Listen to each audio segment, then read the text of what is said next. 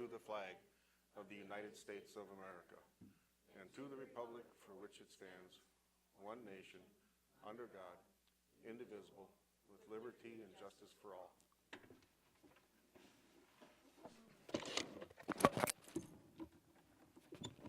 All right, has everyone had a chance to look at the meeting minutes? If so, I'll ask for a motion of approval. I make a motion, we approve minutes. All right, motion from Mike, second from Todd. Any discussion? With none, all in favor say aye. Aye. Opposed, carried. Any additional items? Yes, I'd like to add a deed, business development infrastructure grant application Okay. under 9D. Do I have a second for that? I'll second. Motion from Lori, second from Todd. Any discussion? With none, all in favor say aye. Aye. Approval of tonight's agenda. Move to approve the agenda as presented. Second. Motion from Todd, second from Rick. All in favor say aye. Aye.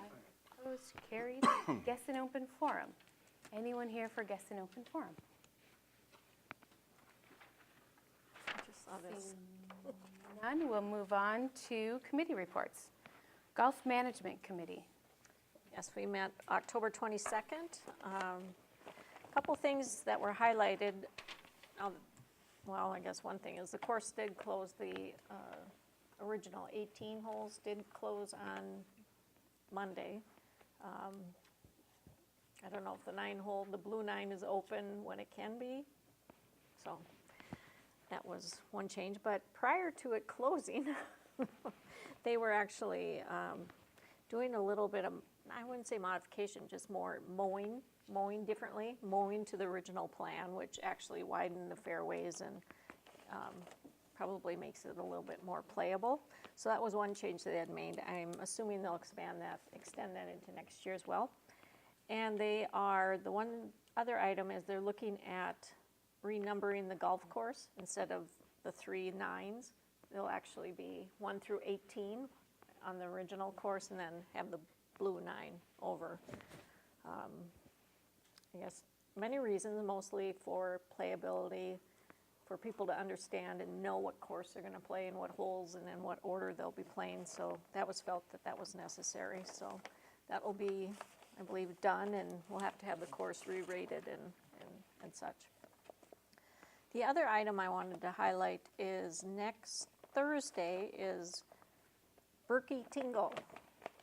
So basically, bingo for frozen turkeys. So turkey bingo, but it's Berkey Tingo. And so there's a lot of fun events that they have planned with the group over there. And December 15th is a murder mystery dinner.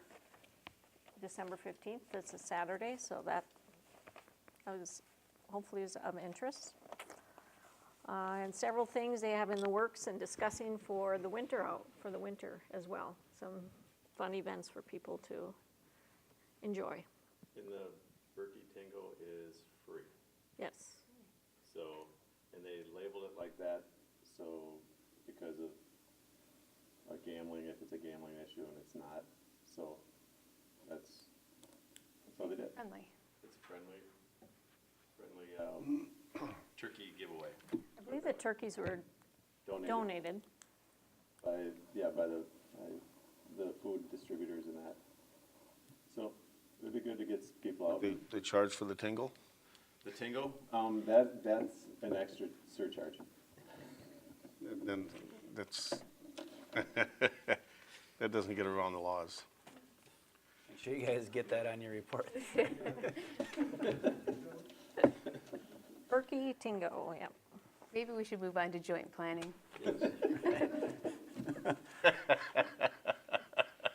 I was gonna mix around the letters there, but I won't. We'll just go with joint planning.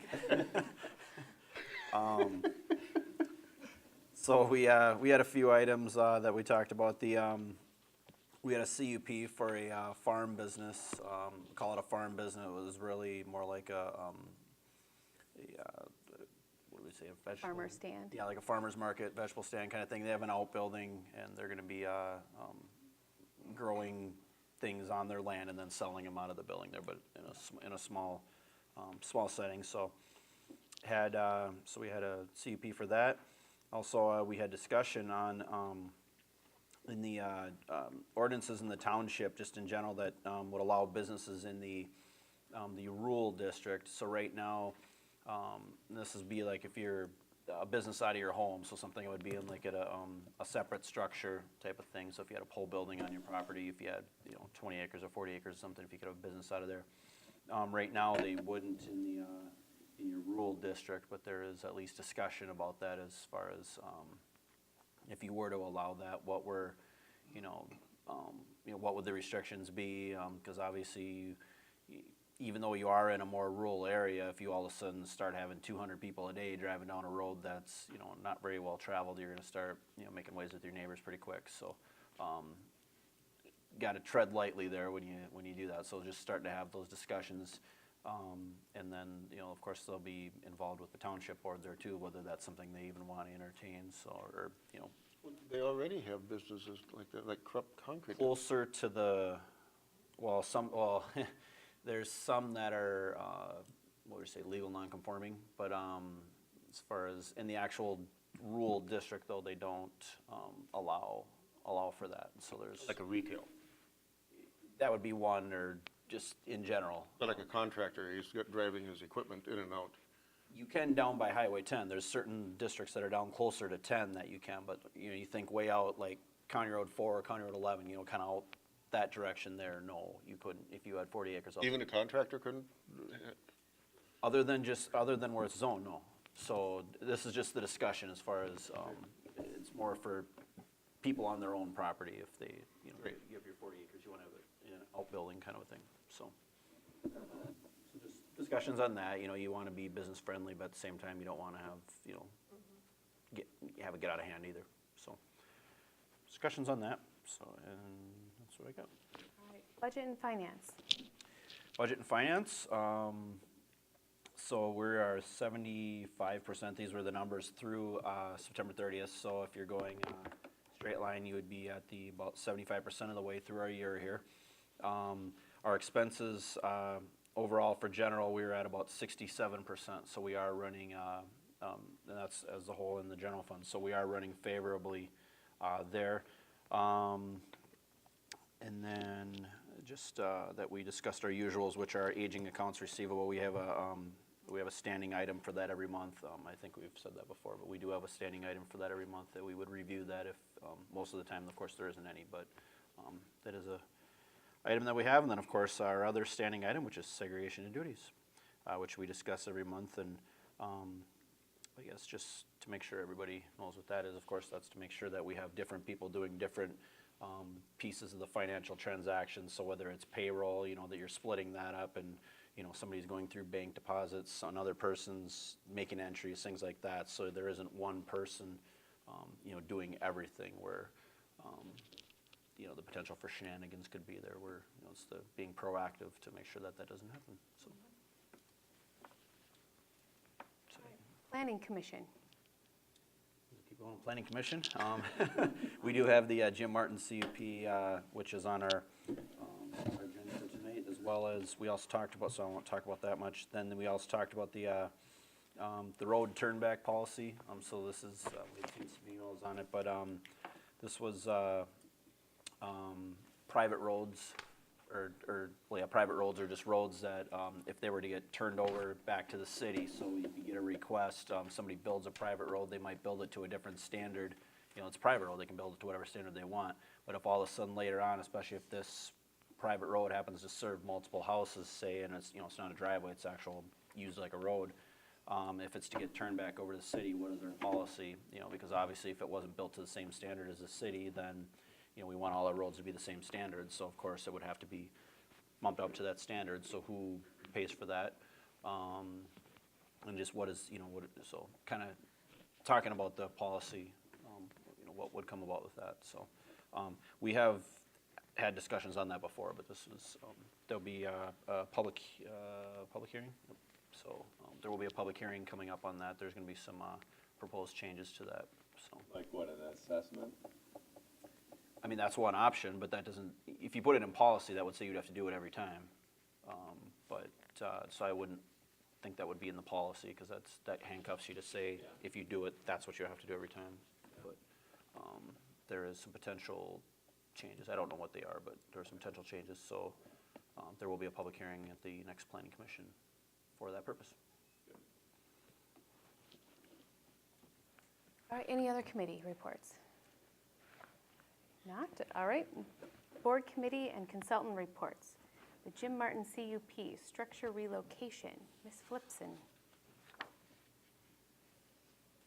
Thank you, Mayor and Council. So tonight before you is a conditional use permit for a structure relocation. So this is very similar to the one that was approved a few months back. With this one, though, it is a normal lot and block in a subdivision. So we don't have any concerns with utilities like the last one. Otherwise, the resolution tonight is pretty much identical to the last one minus those utility pieces. But compared to a normal home that would be built, they still have to go through the building permit process, site plan, all of that. So that is laid out within the conditions. Otherwise, the only thing that would be different from a normal home would be relating to the moving permits and the time frame that they can actually move the structure. Obviously, we don't want them doing it during rush hour. Otherwise, everything else is basically identical to the last one. All the normal language regarding time frame, any violations may result in the revocation. Otherwise, with that, a motion and second would be appreciated. Maureen, could you explain a little bit why it has to come through a CUP process versus him just, purchasing the land and? Yep, so with the structure relocation, generally there's other safety concerns that we want to address. So part of the condition that we include, that I mentioned, was when they can move the structure. So with us being on Highway 10 and having some smaller residential streets, we are concerned about when that happens, and then we want to make sure that the appropriate people are notified. So if they need the state patrol or if they need local police to help with the escort, we want to ensure that that's in place prior to them just bringing it in. This gives us a little more reassurance that those safety measures are being met. And this is an existing home, or what type of home is we? A home from Votech in Buffalo. They build one every year and then they sell it. Okay.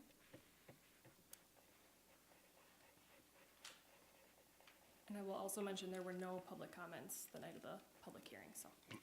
It's a brand new house. It's built on the school grounds and then they sell it and they gotta move it.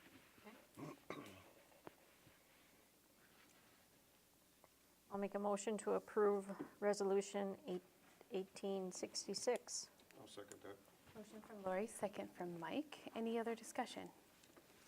If none, all in favor say aye. Aye. Opposed, carried. Thank you. Thanks, Marie. Administrator and staff reports. A call for public hearing to certify unpaid utility charges. Mrs. Robinson. Good evening, Mayor and Council. So we're at that time of the year where we need to gather the names of delinquent properties to submit to the county for certification for the 2019 property taxes. We are working on a list and sending out notices to those residents that are delinquent on their, more than 60 days delinquent on their water, sewer bills. And so tonight I'm proposing a public hearing at the regular council meeting on November 20th. And so a motion to call for the public hearing to consider a certification of unpaid utility charges would be appreciated. I'll make a motion to call for public hearing on November 20th to consider the certification of unpaid utility charges. I'll second that. Motion from Lori, second from Mike. Any other discussion? With none, all in favor say aye. Aye. Opposed, carried. Thanks, Connie. Golf Committee restructure. Mr. Przinski. Mayor, City Council, thank you. I have one item from my office this evening. Ordinance 206, second series, is cleaning up an issue that was identified by the city council concerning our golf course committee. I think what I'll do, I'll just read this one verbatim, what the new language is going to be, open up for questions, and then we can move on with our business. So, section 2.43 establishes, and this is in our city code, section 243 establishes our golf course committee. Establishment, there is hereby created a golf course committee of the city council.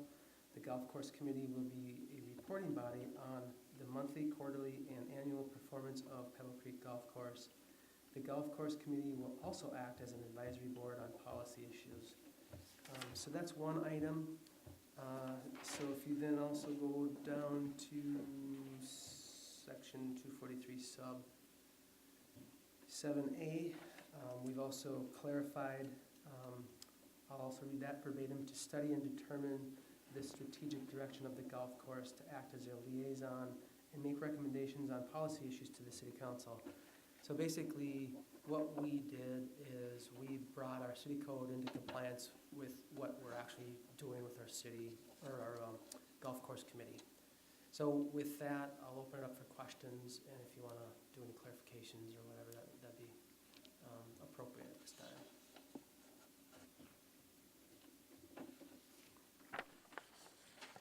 I'll make a motion to approve ordinance 206, second series, amending chapter 2, administration and general government, section 2.43 of city code. Motion from Lori, second from Rick. Any discussion? And I think it's just good to point out that this language was just found. It's not that we're changing it to match what the process Stumbled upon it. is currently. Yeah. Kind of like going through the code book. All right, so all in favor say aye. Aye. Opposed, carried. Lori, will you? And I'll make a second motion, or another motion to approve ordinance 206, second series, summary for publication purposes. Motion from Lori, second from Rick. All in favor say aye. Aye. Opposed, carried. Thank you. Paving the North Star Link Park and Ride Lot. Chris, listen.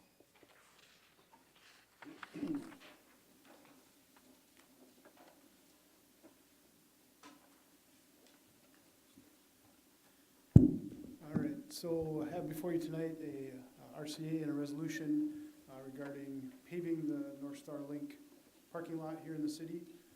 So it's a project that Al Foss has wanted to do for many years. He brought it to my attention. We have funds available in the operating budget for this year that can be used to do that. His feeling behind wanting to do this, and I think it's good thoughts, is that the maintenance of that lot itself would be minimized. In the summertime when you have rain and potholes, you get things you have to take care of, fill in those kind of holes. It becomes muddy for people that use it. Wintertime you plow it, especially early winter when the ground's still soft, spring when it softens again. As you plow, you're gonna dig up the lot, you gotta do those repairs. So this would be an opportunity to improve that, further effort for the city to improve our First Street corridor, make it more beneficial for the people that use it, something we can show to people that potentially want to move to this city as an option for them. So that's what I have before you tonight. If there's any questions about that, or any concerns, and answer those. A number was dropped on me of around 20,000. This is a little higher than that. Do we have all those funds available? Yes. Okay. We had two quotes. One was hard drives, was 2,700. One was Minnesota Blacktop Inc. for 27,800. 27,000.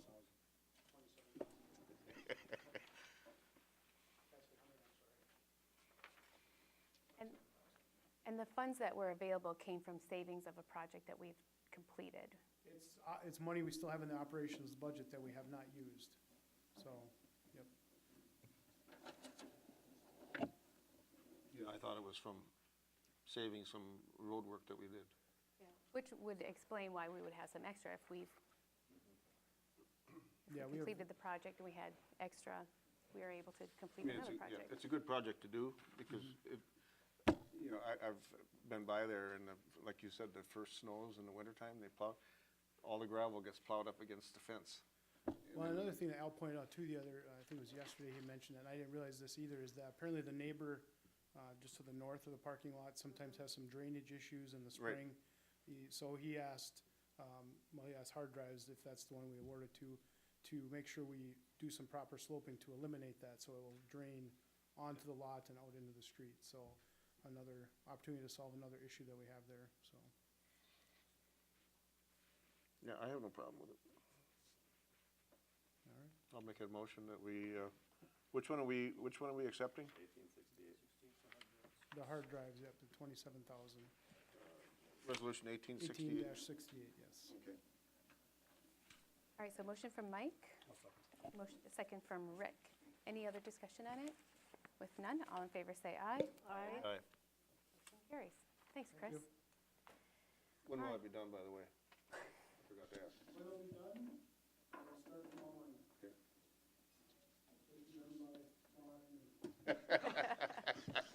Before it snows, right? All right, deed business development infrastructure grant application. Ms. Phillipson.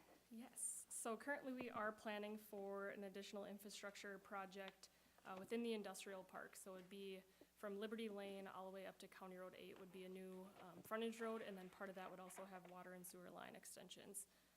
This past legislative session, the state did bond 3.3 million towards the project, so we are almost halfway through funding the full project. It's around $7 million. But we are looking at an additional grant through the state of Minnesota's Department of Economic Development to also fund part of that project, so the local cost would be significantly less. The grant dollar right now that we're shooting for would be $2 million, and the resolution tonight allows staff to submit for that grant. So I'd ask for a motion and second for Resolution 1870, which would be appreciated. I'll make a motion to approve resolution 1870, which gives permission to submit for the grant. I'll second that. A motion from Rick, second from Mike. Any other discussion? With none, all in favor say aye. Aye. When will you know, get a response on that, do you know? We're still working on the final, the whole grant application. We have to show the breakdown of what the costs are. So we'll be working with Randy to get that cleaned up. And then since it also relates to the Northern Meadow project, since it'll be adjacent to it, we can use that as to show the local impact for the grant funds. So we're working on getting a couple numbers from them yet. As soon as we have those, we should be able to turn it around really quickly. The state said usually from there, it's only, they try to get it as soon as possible, as soon as we have everything State complete, does- so. Does move on it fairly quickly. Yes, there is Okay. no firm date on when this has to be, and it's always an ongoing application, so once it's submitted, basically they start looking at it immediately, so it's supposed to be a much quicker turnaround than some other grants out there. Because the reason I'm asking is I'm a little anxious on the 3.3 that we've already been awarded. If, I don't want to lose that. So, I mean, if it gets down nitty gritty, we got to do something. We need to look at it. So should be soon as we get those final numbers. So, And Marie, Yep. thank you for keeping an eye open for any and all grants and applying for them. We absolutely. greatly appreciate it. Perfect. Thank you. All right, consent agenda. Mr. Brzezinski. Thank you, Madam Mayor, City Council. Consent agenda, item number 1, we have a hiring and termination report form from the Becker Community Center. Hiring and termination report form from Pebble Creek Golf Course. A hiring and termination report form for the Community Development Department. We have item number 4, which is an appointment, Ben Johnson to the Park and Recreation Committee. Item number 5 is an approval of a donation policy. That's an item that's been vetted by staff. I can't remember if we've had it to City Council in an executive session, if I'm not Yep. mistaken. Item number 6 is a partial pay request. That's for the 2018 Bituminous Street project.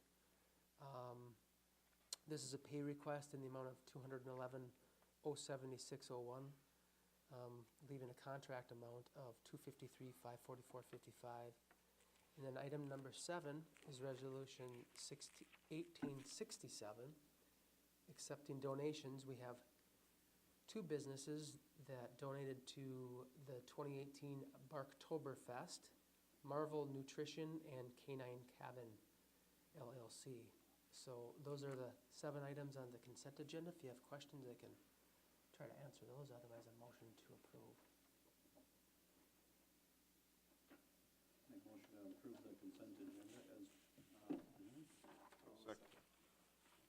Motion from Rick, second from Todd. Any discussion? Hearing none, all in favor say aye. Aye. Motion passed. Payment of the bills. Move we pay the bills? Second that. Motion from Todd, second from Rick. All in favor say aye. Aye. Aye. Opposed? Carried. Anniversary announcements. We have 2 for the month of November. First one is Jason Scharfenkamp from our golf course superintendent.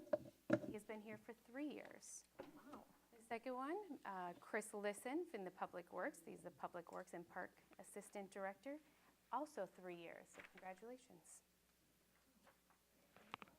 Yeah, time does. Chris agrees. Does council have anything else for the betterment of Becker? If not, I'll ask for a motion to adjourn. Move we adjourn? Second that. Motion from Todd, second from Rick. All in favor say aye. Aye. We're adjourned at 6:26.